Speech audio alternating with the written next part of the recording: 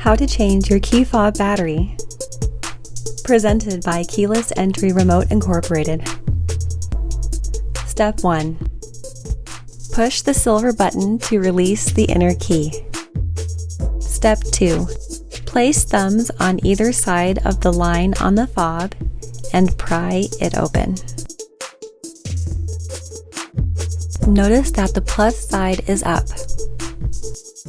Step 3. Press the black plastic to release the battery.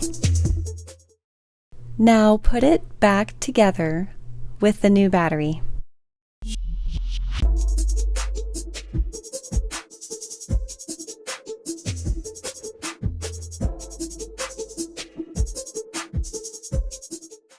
If you found this video helpful, please like and subscribe.